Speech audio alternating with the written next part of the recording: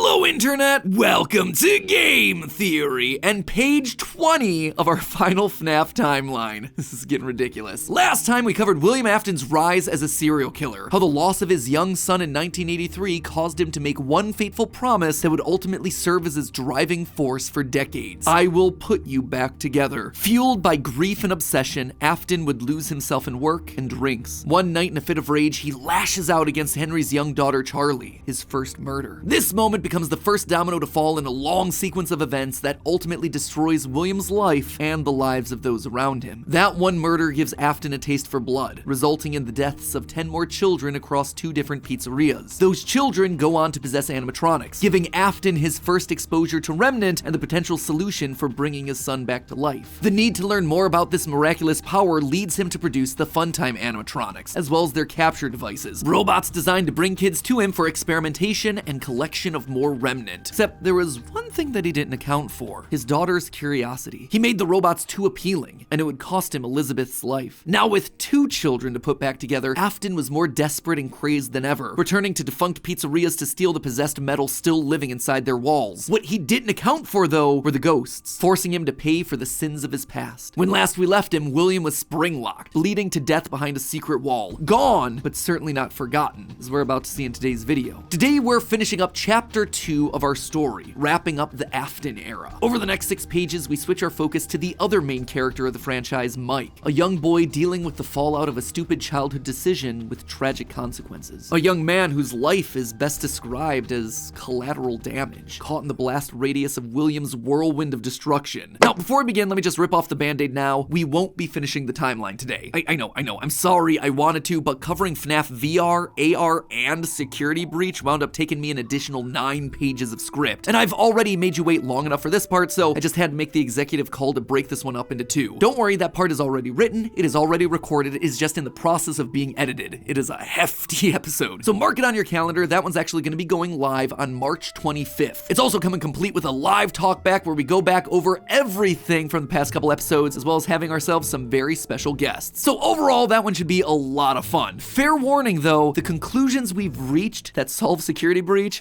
they are controversial. I feel good about them. Like, I think that we've locked in on a lot of the answers here, but they're gonna raise a lot of discussion. Let's just say that you're either gonna love that episode or hate it. I don't really think there's gonna be much in between on that one. Anyway, without any further ado, let's cover a chunk of the timeline that's a lot less controversial. Let's meet Mike. William still wasn't back. Weird. Michael knew his father sometimes traveled for work, disappearing for days on end, but usually there was some sort of notice, a phone call, a post-it, something. It's not like Michael and his father were close, far from it, but as a household of 2 suffering men coping with years of tragedy and loss, there was at least some element of communication between the 2 of them. They were united by a name and a shared pain. This time though, things felt different. William had left nothing. His absence was longer. There were no check-ins, no updates, just silence. Something had happened. If there was one thing Michael knew about his father, it was that he had contingencies, safety checks, backup plans. His father was a careful and guarded man. He held his cards close to his chest, and as such, William had prepared him in the event that something like this ever happened. Normally, his father kept his home office locked, but in the event of an unexpected, prolonged absence, Michael had been instructed to enter his father's office and look behind an empty set of shelves mounted in the corner of the room. Rolling his eyes, Michael entered the office. He never fully understood how William was able to spend so many hours of his days locked up in here. There was just nothing to do. Most of this place was empty. He dragged himself over to the shelf in the corner, expecting to find an emergency contact list, a family safety deposit box. But what he actually found there was completely unexpected. Father, it's me, Michael. I did it. I found it. It was right where you said it would be. The shelf swung open and revealed a giant industrial elevator, one that led straight down into an underground bunker. But that was impossible. Hidden inside his childhood home was a secret entrance to an enormous underground science lair? It didn't make any sense. Seriously, it didn't make any sense. And yet, here it was, mapped directly underneath the floor plan of the house that he'd grown up in, lost his brother in, been tortured in. Michael thought that he'd known his father, a prideful, sad, angry man with petty, everyday problems, but clearly he'd been living with a stranger this entire time. His father had secrets. Suddenly, the days of William being locked inside of his office made sense. He'd been here the entire time. Where was here, though? Was this Circus Babies Entertainment and Rentals? The Circus Baby restaurant always did seem to be a deeply personal project for Father, a failure of his that cut unusually deep, especially after that first location had to be closed prematurely due to the gas leaks. After that day, Father really did seem to change, to lose himself even more in his work. Clearly, the entrance he had found was some sort of secret back way into the facility, one that required crawling through vents to navigate. His father had been working here, but in secret. Why? And that's when he found her. At the end of the facility, Circus Baby, his father's pride and joy. Except something was different about her. She wasn't like the others. The way she talked, the stories she told. This wasn't just a robot. She was alive somehow. And not only was she alive, she also felt familiar. There is something bad inside of me. I'm broken. I can't be fixed. Will you help me? Was this his sister? William's baby girl? But how? Why? What was this place? He dug around some old files and found blueprints outlining the features of these animatronics. Storage containers, voice mimicking, parental tracking. And was that a child in Freddy's stomach? Was his father collecting and experimenting on kids? Were all the rumors that he'd heard throughout his past actually true? That the animatronics came to life at night? That there were murders done in all the pizzerias? That his father had somehow been the prime suspect in all of it? Suddenly, Michael's mind flashed back to his persistent nightmares throughout his childhood. Had he been experimented on too? Tears stung in his eyes as anger, fear, and confusion filled his body. His father's secrets were pouring out. William wasn't just a lame, overworked father. He was a monster, toying with life itself. Suddenly, everything clicked. He frantically looked around the room, blinking human heads on poles staring back at him. Green eyes, his sister. Blue eyes, his brother. Closed eyes, his mom. All just staring expectantly. These were meant to be human. William was working down here trying to make believable humans, literally rebuilding the family that they had both lost. The small little girl robots with their British accents roaming the hallways of this underground facility suddenly took on a whole new context. Hello in there. Is it the same person? Were those meant to be his sister? A replacement for her? A clone? Was William building clones of his sister? They seemed to know him, after all, to react to his presence. They were all there. They didn't recognize me at first, but then they thought I was you. He always did have a bit of a resemblance to his father. Michael's mind reeled as the reality of his world crumbled to dust. No, he had to get them out of there. If this really was his sister, heck, if any of these things were human, souls, whatever remnant of the humans that they once were, they needed to be rescued. They always put us back inside. There's nowhere for us to hide here. Led by the voice of Circus Baby, he marched through the now empty halls of the Funtime Auditorium. He would lead them. He would protect them. And finally, he would be able to forgive himself for the killing of his brother so many years. You are in the scooping room now. The scooper only hurts for a moment.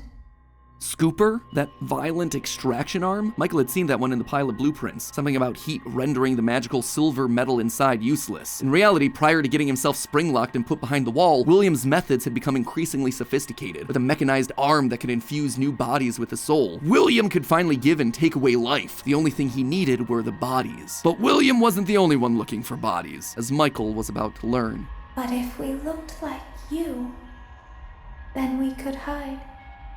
If we looked like you, then we would have somewhere to go.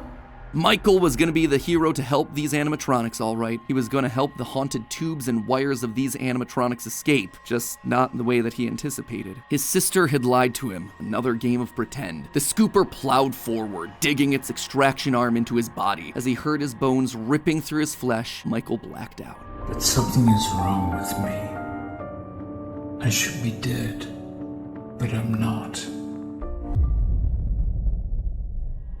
For the next several months, Michael's life was not his own. He was forced to comply with the tangle of wires and spirits that lived inside of him. His body felt like an overfilled balloon begging to burst as day by day, week by week, his flesh began to sag and discolor. He was a walking, talking, rotting corpse, alive, but wishing he wasn't. He was a puppet, a walking shell. And while he did his best to conceal his fate, there was only so much a man filled with robot spaghetti could do. The entity in his innards would eventually leave, but by that point, the damage had been done. His decaying flesh stank, turning him into a literal purple guy. But still, even with no bones, even with rotting purple flesh and begging to die, Michael continued to live. That silvery metal remnant injected by the scooper meant that he couldn't die. His anger also refused to die. What he had seen down there in his sister's location had rocked him to his core. His father had killed and captured dozens. His experiments had killed his sister and then tortured him throughout all his childhood. He was actively trying to build human replicants. He didn't know where his father was, but Michael knew that he was out there somewhere. I've been living in shadows. There is only one thing left for me to do now. I'm going to come find you.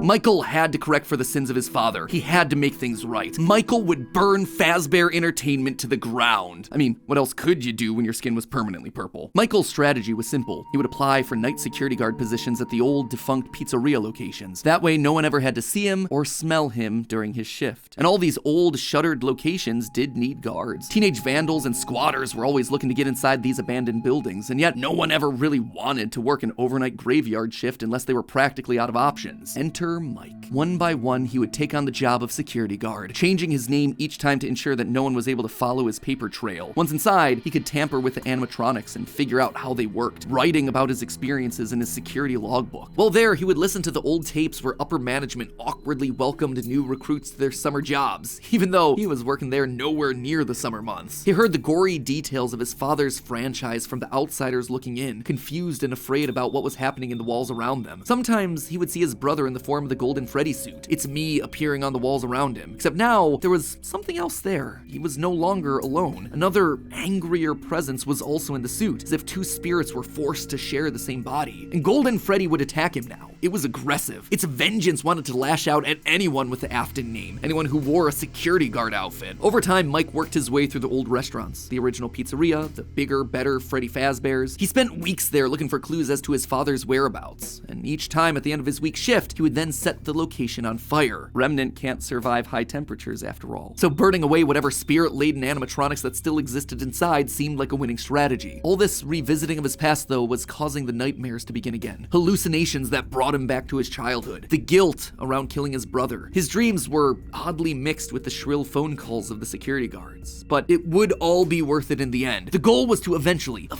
stumble across the one location, the one job that would finally reunite him with his father. Little did Mike know that day would come sooner than he expected. 2023, an advertisement came across Mike's TV. Fazbear Frights, a new horror attraction inspired by the awful crimes that occurred around Freddy Fazbear's Pizza so many years ago. It made Mike sick. People looking to make a quick buck off the tragedy of others, off his own family. This wasn't a joke or entertainment. Regardless, he had to be a part of it. If this team was combing through his family's history, they might stumble across something that could be useful. And if his father was truly still alive as he suspected, there would be no way that he wouldn't show up here. Maybe finally, this could be the final chapter in his family's marathon of tragedy. Mike applied for the job and was immediately handed the keys. Years of doing this had taught him that security guards rarely receive thorough security checks. They also liked how creepy Mike looked. They thought it was a costume, on theme for the job. What little they knew. Hey, glad you came back for another night.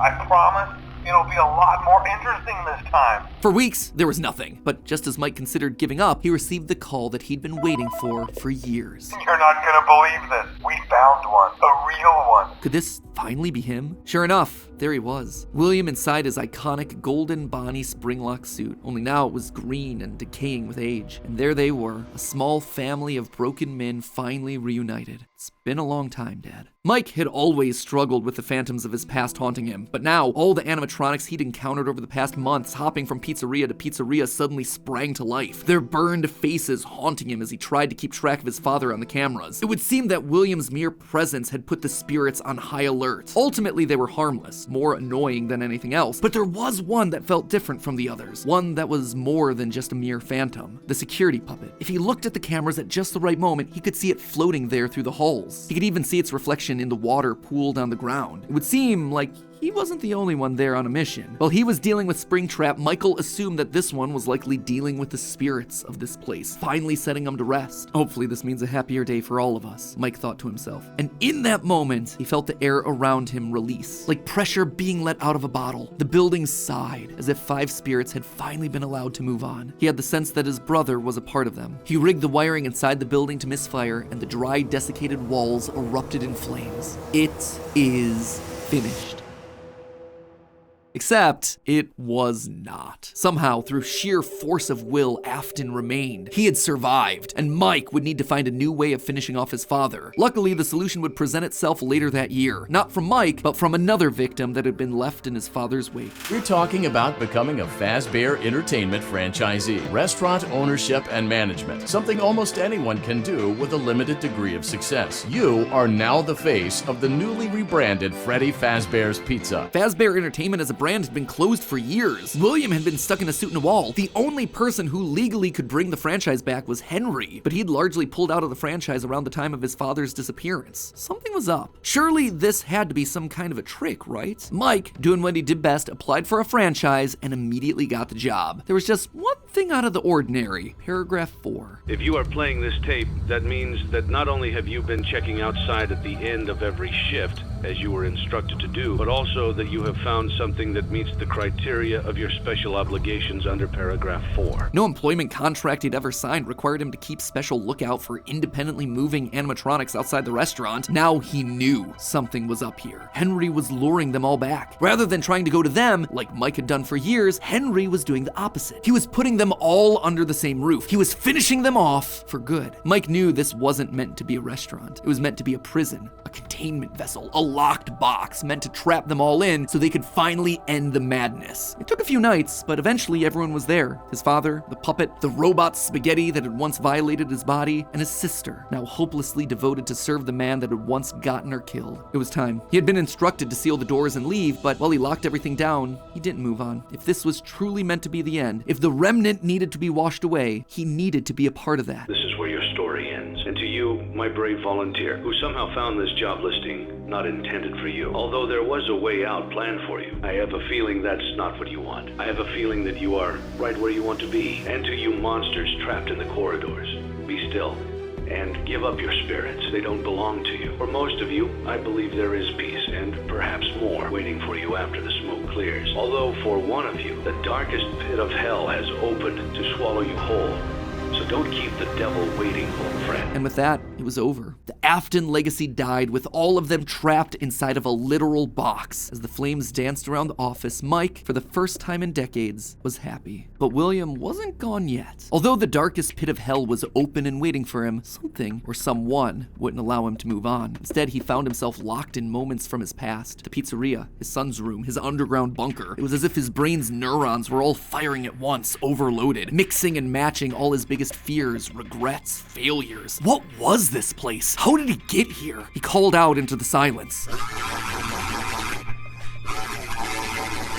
Then they started coming. Without warning, animatronics, both new and old, began to jump out at him, bite him, rip him limb from limb. The pain was immeasurable. Make it stop. Make it stop. William, for the first time, longed for death, an end to this torture. Just as it felt like he couldn't take it anymore, everything was quiet again. It was as if the world had been reset. There was a brief moment of quiet, and then the onslaught began again. Dozens of faces from his past all focused on him. A waking nightmare that he couldn't escape from. More pain, more ripping. It was his own personal hell, but why? Why couldn't he just die? And then he saw them, a group of characters he never thought he'd see again. Those janky, stolen characters that had started everything. The mediocre melodies. It had all started to go wrong once they showed up, once Henry had made them. But mixed in with their obnoxious southern drawls, William heard something else. It was barely a whisper, but he could just make out the words. He tried to release you.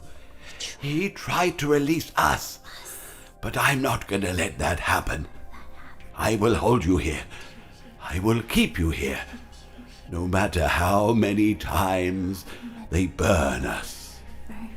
That voice. He knew that voice, but from where? Greetings from the fire, and from the one you should not have killed. The one he shouldn't have killed. William thought back. He'd done a lot of awful things, but there was always the one that stood out. Not Charlie, his drunken act of revenge. Not Susie, his first true murder, no. Instead, it was the one that he had lost control with. The one that he had broken beyond repair for no good reason other than because he could. The one that he'd stuffed inside the golden bear that his partner used to wear. Cassidy. They were back, and now they were trying to punish him, to make him suffer like he'd made them suffer. It was almost like William and Cassidy's souls had been locked together, fused by a collective rage and spite, each refusing to move on. But while Cassidy was so focused on taking revenge, they actually did the one thing that would be the downfall for so many others. They kept William alive. Even though fire should have destroyed the remnant that was coursing through his being, Cassidy kept William breathing, paving the way for his escape. William's will was so strong, his soul so powerful that he managed to put a part of himself inside the circuitry that housed the spring-locked suit. And there, his consciousness lay, inside a single circuit board,